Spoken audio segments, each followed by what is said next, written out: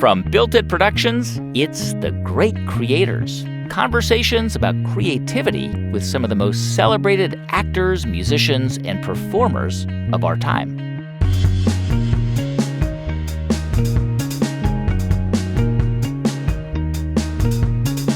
I'm Guy Raz, and on the show today, Sir Patrick Stewart on becoming Captain Jean-Luc Picard. They said you cannot revive an iconic series like the original Star Trek. So you'll be lucky to make it through the first season. You'll be canceled. Now, by the time he heard those words, Patrick Stewart was 47 years old, and almost his whole life, he'd been a Shakespearean stage actor. Now he was being offered a sci-fi TV role and being warned by friends not to take it. Well, of course, he did, and safe to say it worked out pretty well.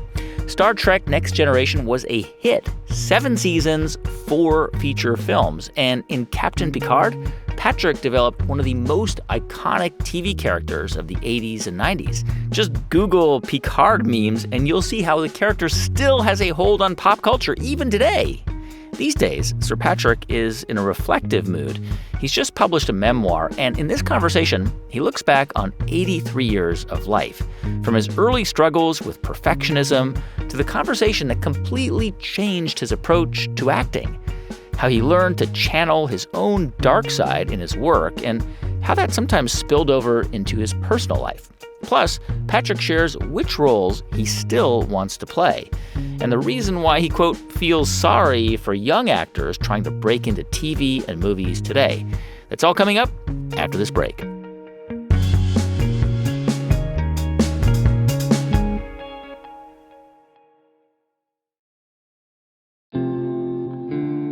Patrick Stewart was born in 1940 in working-class West Yorkshire, England. His mother was a textile worker, and his father had led an army unit in World War II. But he returned home angry and frustrated and could only find work as a laborer. Young Patrick had no reason to think that his life would be any different. That was the way in which most of my friends were preparing for their first jobs, that they would be laboring. It might even be in a coal mine, because we had mines in the neighborhood where I was growing up. But it was unexpected that anything on the scale of what has happened to me could possibly happen. In fact, when I was young, my only ambition was to be a big truck driver and nothing else. And it was, my parents never owned a car, let alone a truck. And they never learned to drive at any time in their lives. It's obviously incredible because you came from this working class home. Your father was a laborer, but you kind of fell into acting as a boy. And you described the first time you walked onto a stage to play a role that you felt physically and emotionally safer than you had ever felt in your life. Can you sort of explain that a bit more?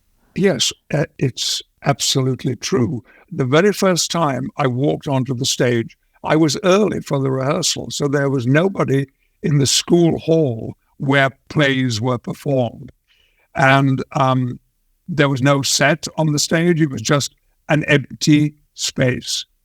And that was the moment that I breathed in deeply and felt safe. My home life could be a little bit unreliable and somewhat threatening at times. But here I was in a public space, although there was no audience yet, and I wasn't myself. And it took me years and hours of therapy to appreciate that I didn't like Patrick Stewart.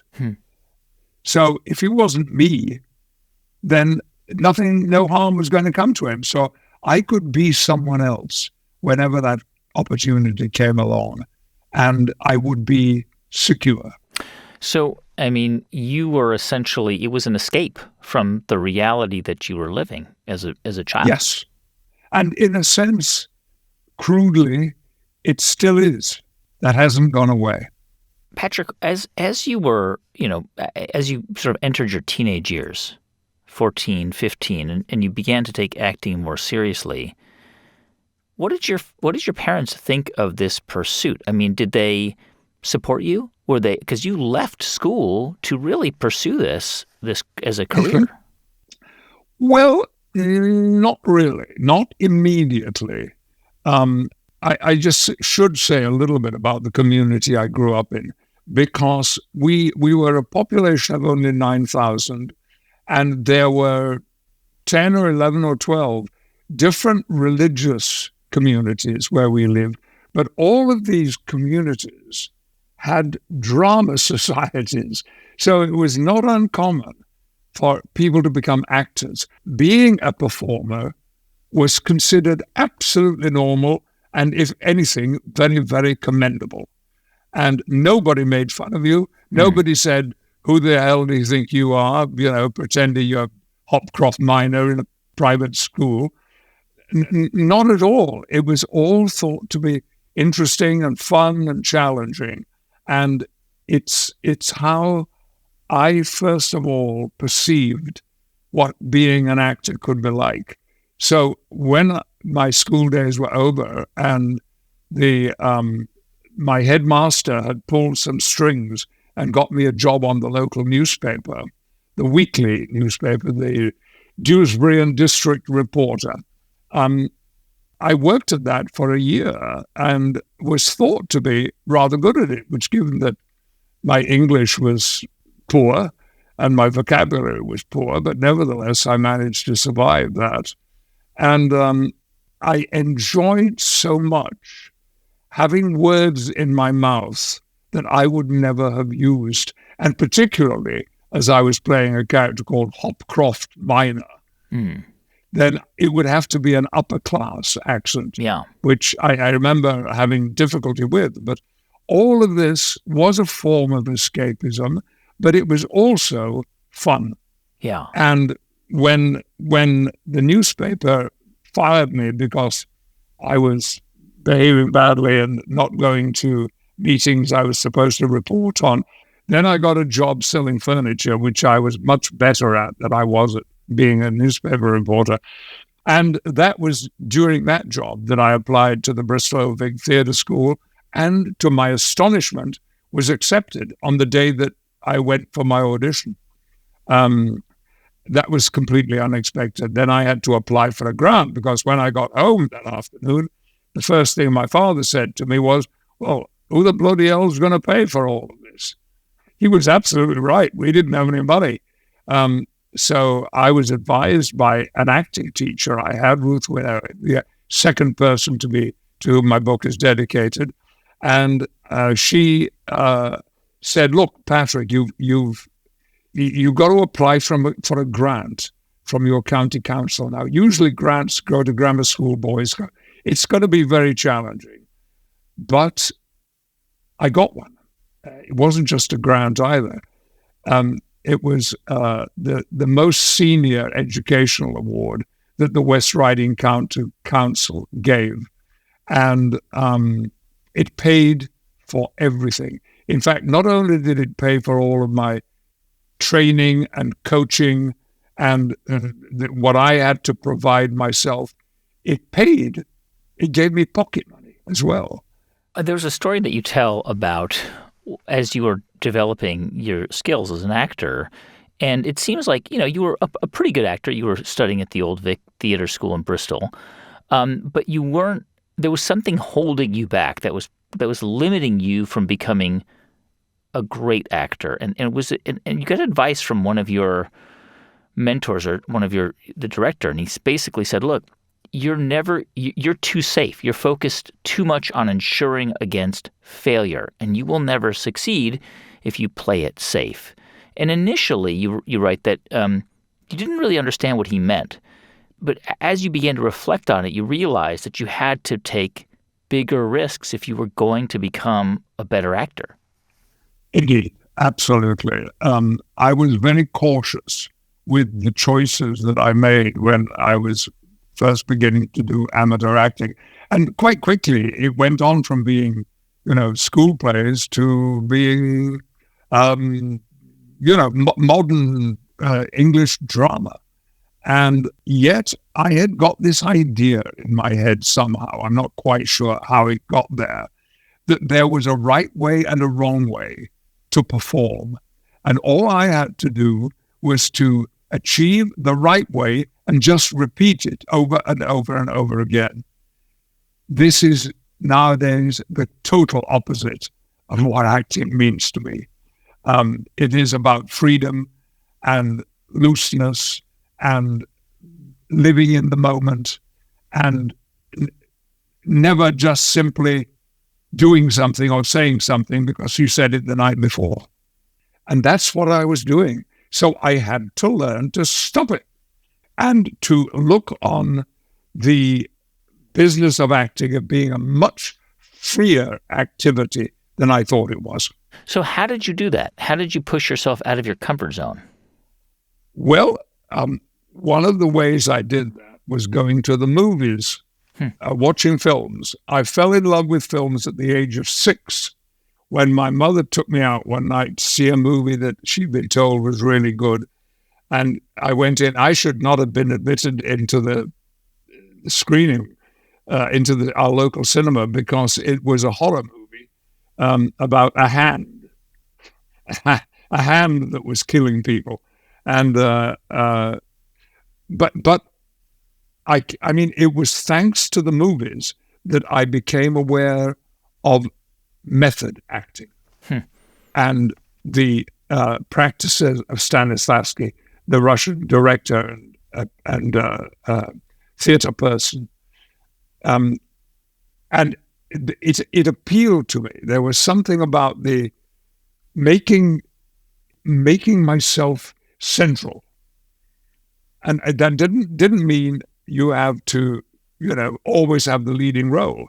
I mean, I do remember the great British director Peter Brook saying once, "Whoever has the next line is the most important person on the stage." And that might only be the person who has just one line, but for that moment, he's got the whole play in his control. You were not a method actor, and you were not trained as a method actor, but when you saw those characters, when you saw Marlon Brando, let's say, in On the Waterfront, did it make you feel as if you wanted to take that approach? You wanted to change how you embodied characters? Absolutely. It became a passion of mine. And I'd never heard of the method, and I'd never heard of Stanislavski. But once I did, I studied them, and I found out more about method acting because they were hitting the screens now in the United States. It was no longer just a case of, Tab Hunter and Julie Andrews. When I watched On the Waterfront, although I had no experience of waterfront conditions, working in a warehouse in a shipping station, that these were people like me. They were working class people like you were, like yes, where you come from. Exactly. With all of the challenges, demands, dangers of what that actually means. And it was inspirational to me to see that characters like that, with whom I was historically connected, who might become part of my performance skills. And I still look in that direction today. So when you sort of began to change how you thought about acting, I know that you had your first television role in 1967 on Coronation Street in the UK, but did you primarily see yourself and your future as a stage actor? Was that your entire identity at that time? Totally. The stage was the only place I wanted to be. I loved the movies, but I never felt that I was someone that would be approachable for that kind of work.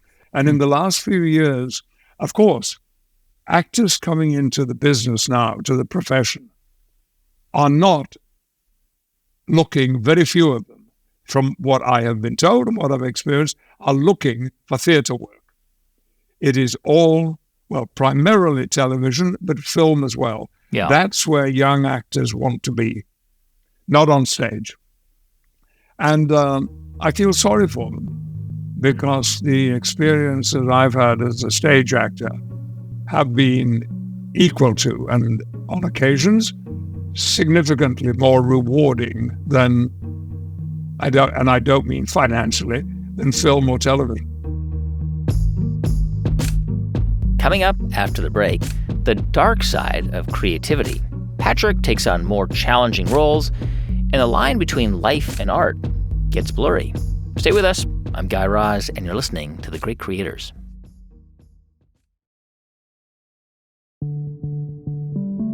Hey, welcome back to The Great Creators. I'm Guy Raz. Here's more from my conversation with Patrick Stewart.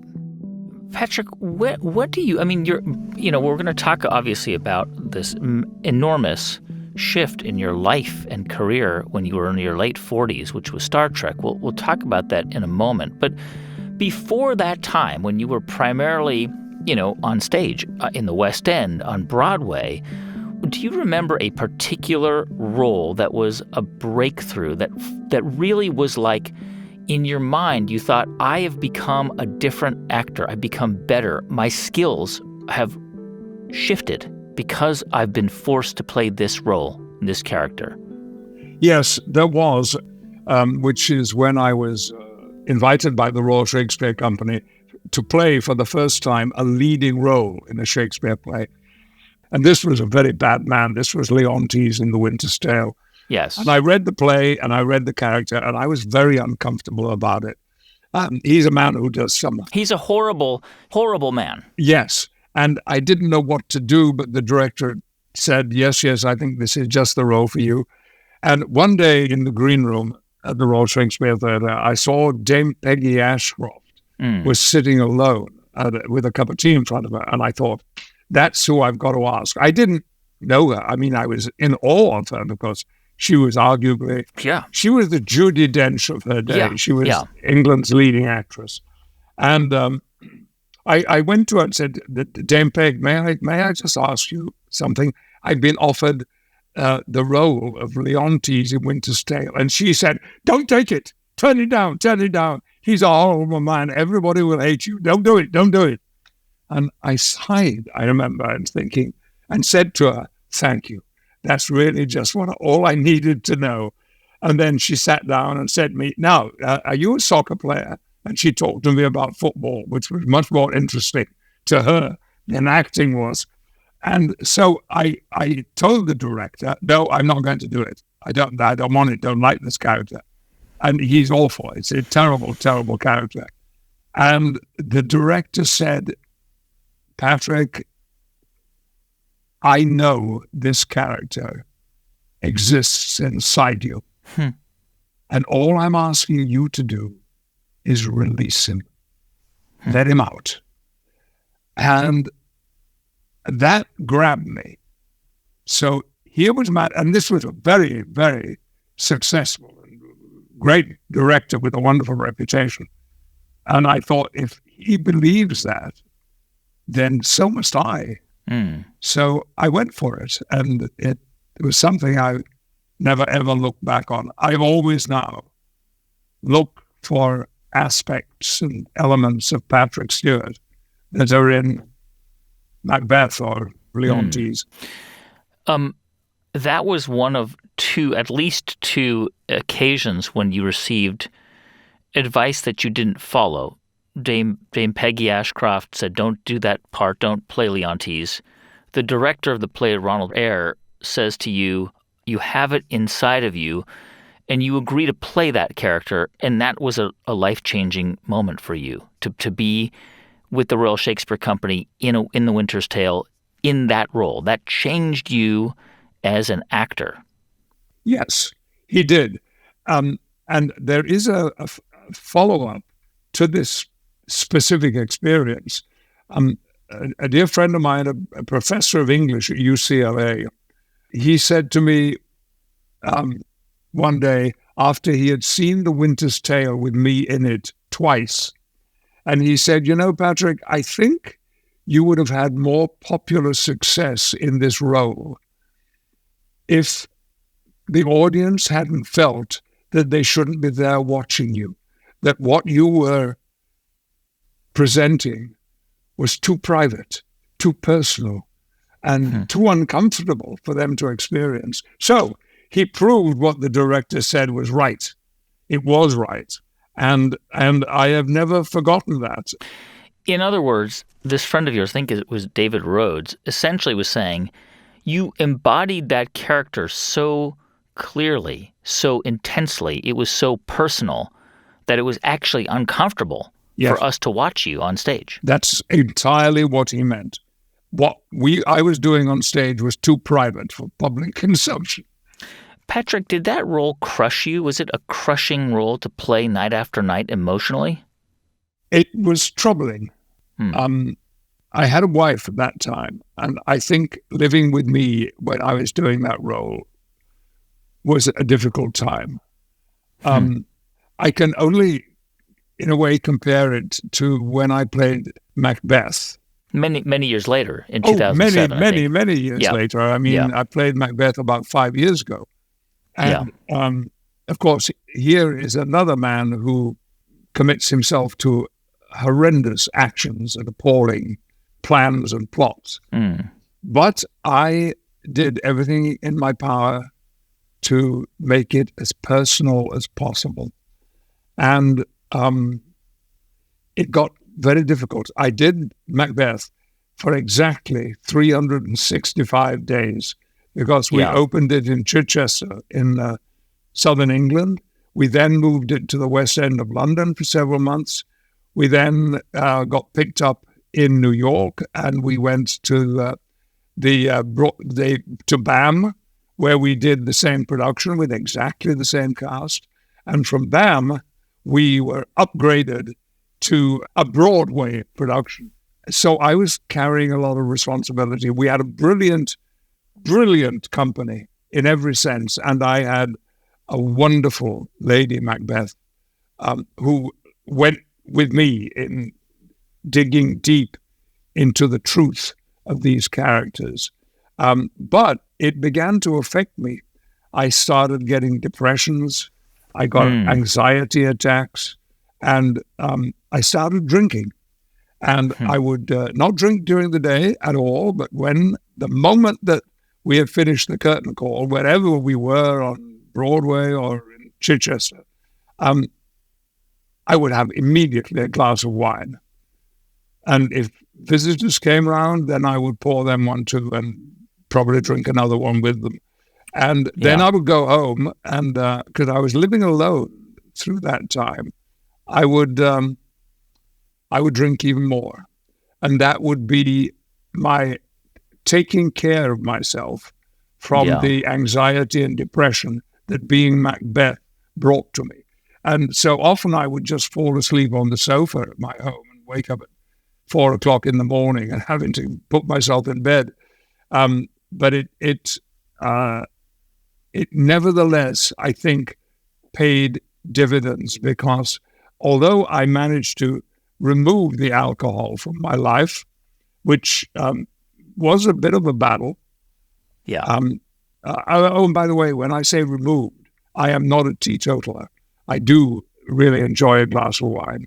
And yet I, without putting myself, I suppose, at risk in a certain element of danger, it had to happen in order to bring a sense of authenticity to the work I was doing. Yeah. I mean, that's my question, which is to become Leontes, to become Macbeth. You mentioned, while you were playing that character, Leontes, it affected your personal life, right? And I wonder whether that, from your point of view, that is the price of excellence. I mean, is that it may damage to be excellent, to be an excellent actor, to play that character in public, you may have to sacrifice and damage other parts of your life. Yes, indeed, it's possible. I could just turn the years back by decades and say that my mother once brought, when I was already a professional actor, my mother had brought her sister to see me acting when I was acting in the repertory company in Sheffield. And I was playing a character who cursed and swore all the time. It was actually, the play was set in the West Riding of Yorkshire, so I was very comfortable with it. And I do remember this performance when my mother and my auntie came, and they were sitting very close to the stage. And I had just let out a peal of language with vulgar, ugly language as well. And I heard, and the rest of the audience heard, and not knowing who they were, my Auntie Annie say, that's never our Patrick. So in a harmless way, and certainly for me, amusing way, yes, that was truly the case. I was not a very nice person. Coming up after a quick break, the role of a lifetime. Patrick's transition from, in the words of the LA Times, unknown stage actor to one of the biggest celebrities on TV. Stay with us. I'm Guy Raz, and you're listening to The Great Creators. Hey, welcome back to The Great Creators. I'm Guy Raz. Here's more from my conversation with actor Patrick Stewart, and we'll pick up the story in the late 1980s when he's right on the verge of fame and fortune. You mentioned earlier in your career when Dame Peggy Ashcroft gave you the advice not to take that role of Leontes, you did, which was the right decision because that was a turning point in your career. Later on in your life, 1987, you would have another conversation with another actor, a friend of yours, Ian McKellen, and you had talked to him about this role that you were offered, a television role in a reboot of Star Trek. At that point, you were 47. You were already an established stage actor, well respected, and Ian McKellen said, I don't think you should do this. That's right. That's right. He did say that. Ian said, look, you can do sci-fi fiction series anytime you like, but the work you've got lined up for the stage, which included Macbeth. And by the way, Ian McKellen was the Macbeth of my generation. And he said, you can't miss out on those opportunities. You almost did not accept the role to play Captain Picard, Jean-Luc Picard, because you were conflicted about being a television actor and also abandoning or being away from the stage. They wanted you to sign a 6-year deal. And you really were reluctant to do this character. Yes, I was. Not because I didn't like the character or I didn't like the ideas that had already been put to me about what Star Trek would be. Actually, I'd had to look up Star Trek because I knew nothing about it. And it was my children who said, oh, yes, Dad, that's what we used to be watching on Saturday afternoons when you came home from doing a matinee. It would be Star Trek. And with Leonard Nimoy and William Shatner and company. And I still felt that it couldn't do me too much damage. But then other people began to say to me, look, Patrick, you're going to make some money for the first time in your life, which was true. And you're going to be a leading man in a television series. Plays, they will wait for you. Television and film doesn't. It's got to be done next week. And they said, anyway, look, I don't think it's going to work out. You cannot revive an iconic series like the original Star Trek. So you'd be lucky to make it through the first season. You really would be. and I'm sure you wouldn't make it. You'll be cancelled. So, why not do it for a bit? And as I said, make a bit of money and get to know a few people and spend a few weeks living in Hollywood, which I did. And of course, the series lasted for 7 years, followed by 4 feature films. So the advice I was given was not accurate. Yeah. I mean, it's remarkable because you were 47, and that was really the beginning of an entirely new phase of your career, where almost overnight you went from being a respected, well-known stage actor to becoming a celebrity, recognized wherever you go. Yes. And that was kind of set up and commented on when, I think this is in my book too, the Los Angeles Times wrote an article about this new Star Trek series. And in the article it said, and the role of the captain of the Enterprise will be Patrick Stewart, an unknown British Shakespearean actor. Well, when I arrived at work the next day, there stuck to my trailer door was a big poster which said, "Beware, unknown British Shakespearean actor." And it had actually been done by Brent Spiner, who is a very funny man. And but so it was, there was an element of authenticity about that. I wonder how, clearly certain roles changed you. They changed how you, maybe not fundamentally changed your personality, but they must have had an impact on you. And I wonder, you did not go into Star Trek as a Star Trek fan, fair enough. But then you became that character. You became Captain Picard. How did Picard change you, Patrick Stewart, as a human? Well, he didn't change me, but he added elements to me. I had played kings, princes, dukes, leaders, had become as a kind of speciality of mine, which I've always enjoyed, by the way. And I know my father, before he died, always enjoyed me seeing me be a leader, because that's what he had been.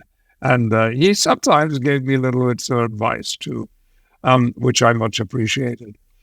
But it did a little too much, because when I started thinking about the memoir and writing it, I knew that when I got to the moment in my life in which Star Trek appears, which some people have said, God, we've got to read 2/3 of your book before you mention Star Trek. And well, that's true, but that's how it happened in my life. I was 47. And it became part of me, but only because I knew how to play leaders. And I think I did too much leading in that first season of Star Trek. When I sat down and watched the entire season, which I think was 24 or 26 episodes, I wasn't pleased with my work. I thought it was not truthful enough. And I was behaving like a captain and giving orders, make it so and that kind of thing. And I was able to let it go. By the second season, I wasn't doing that anything like as much, because my American colleagues, and I include Marina Sirtis, who is the only other English person in the show, and I was very close to her. They taught me what the best behavior is when you're on a studio in front of a camera. And they helped me to learn how to prepare. When I say help, I don't mean that they gave me classes, but just observing them, watching how they worked, watching their processes. I could imitate them. And I did that and then made them my own. So I felt very confident about that. And then, I became increasingly human. I think I think Jean-Luc did. And when we came to the 3 seasons of Picard, even though we were massively interrupted by COVID.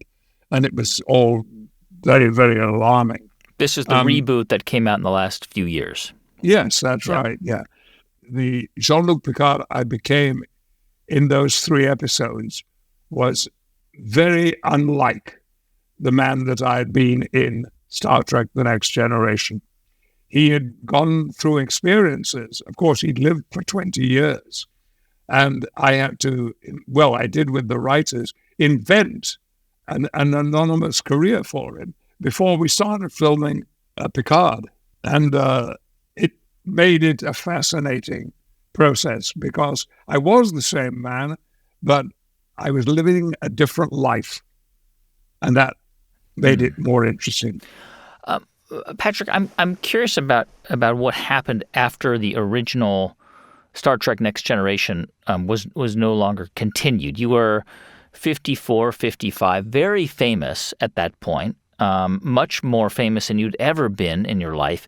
But from what I understand, for a period of time, you were sort of typecast as that character, and you had a hard time, at least initially, getting roles, getting back on stage, getting other roles. Do you remember how you felt at that time? Did you feel for a moment that maybe your career might be over?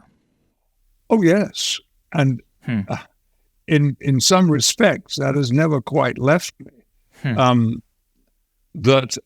director, and this was a decade or two ago, when I'd finished all the work I did on Next Generation, a director interviewed me for a role in a film. And he said, but look, Patrick, I think you're a very good actor, but why would I want Jean-Luc Picard in my movie? And I understood. I absolutely got it. So let me just ask you one final question, which is, you have had this incredible career. You continue to act. You continue to be in X-Men films. Tell me what is there a character that you still want to play that you have not yet had a chance to be? Well, there's one that everybody knows about and one that very few people know about. The one that's always people are suggesting to me is King Lear.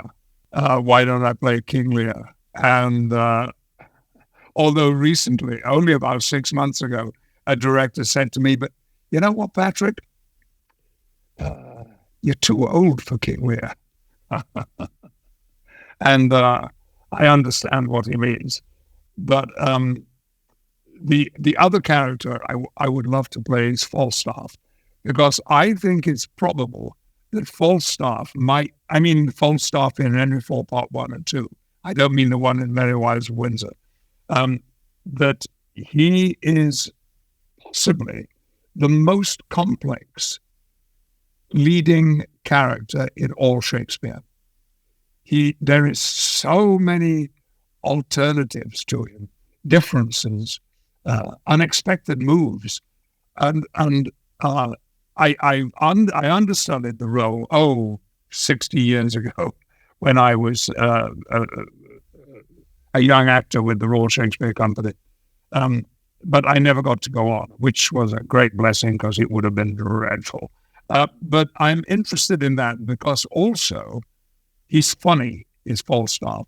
And in the last few years, I have discovered a huge amount of pleasure I get from hearing audiences laugh at something that I've done or said or whatever. And I am hopeful and looking forward to the possibility that I might be able to investigate more comic roles in the number of years lie ahead before it's time to step down and retire. Patrick Stewart, thank you so much. Thank you very much. I've enjoyed talking to you. It's been lovely. That's Sir Patrick Stewart. His memoir, Making It So, is out now. You can find more links from this episode at thegreatcreators.com/Stewart. And of course, you can enjoy our entire catalog for free. We've got interviews with other acting legends like Tom Hanks, Sigourney Weaver, Jason Sudeikis, and many more at thegreatcreators.com.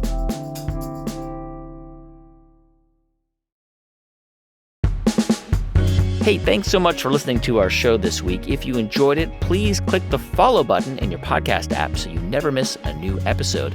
This episode was produced by Kevin Leahy and edited by Jeff Rogers. Thanks also to Malia Agudelo, Nat Hoops, Kayla Rosenbaum, and Daniel Shukin. I'm Guy Raz, and you've been listening to the great creators from Built It Productions.